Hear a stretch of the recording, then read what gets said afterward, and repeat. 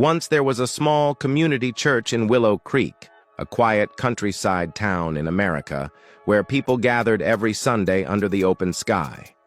There was no roof above the courtyard, just the sun in summer and rain during the monsoon.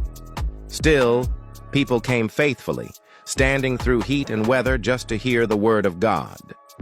Then, one Sunday, the pastor stood before the congregation and made an important announcement. "Brothers and sisters," he said, "as you all know, our courtyard becomes unbearably hot during summer, and when it rains, it's almost impossible for us to gather and worship in peace. We need to build a simple shade or awning to protect everyone. The estimated cost is around $5,000, so I humbly ask, if you are able, please consider contributing a little extra next Sunday to help make this possible." After the service, people went home. Later that week, as the church doors were open for a smaller evening gathering, a humble-looking man and his wife approached the deacon.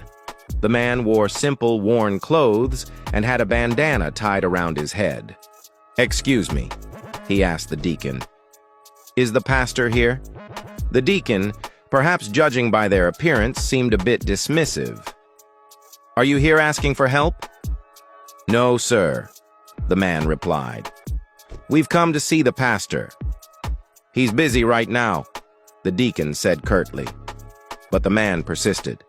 "Please, the pastor mentioned needing $5,000 for a covering in the courtyard. We've brought it with us."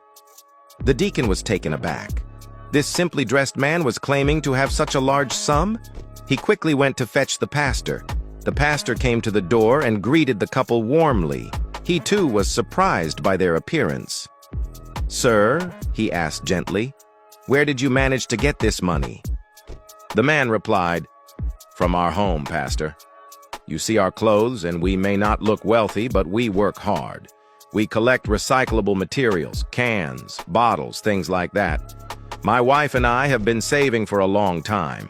We don't have a proper house. We live in a small shed near the train tracks. We were saving to build a home for ourselves," he continued. "But last Sunday, listening to your sermon and thinking about everyone having to stand in the hot sun, we talked about it.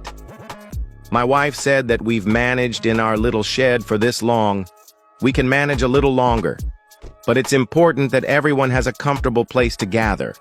So we wanted to give this money for the shade." The pastor was deeply moved.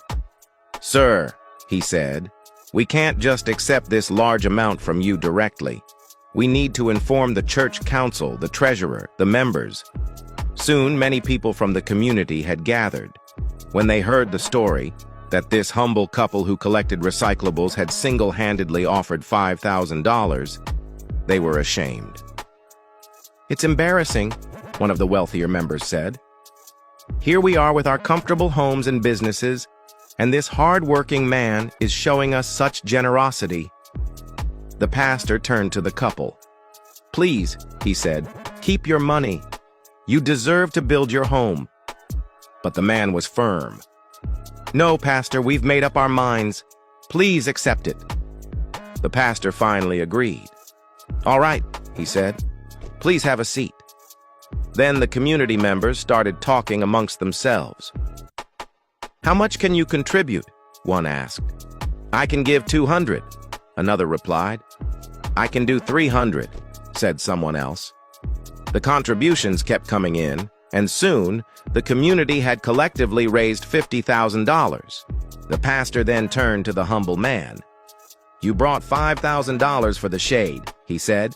He took the money. "And the community has also raised some amount of dollars." He then handed the newly collected $50,000 back to the man. "We have accepted your generous contribution for the shade, and now please accept this money from the community so you can build your home." Moral of the story: when you give with a pure heart, expecting nothing in return, God gives back more than you ever imagined. True richness isn't found in how much you keep, but in how much you care. A selfish mind will always feel poor, no matter how much it has, because it's focused only on itself. But when you think beyond yourself, when you care about others, uplift your community, help the poor, and serve a greater purpose, you are never truly poor. Because God doesn't bless the hand that clutches. He blesses the hand that gives. If you believe that true wealth comes from giving and caring for others, then comment, "God bless the givers," and share this story with your friends.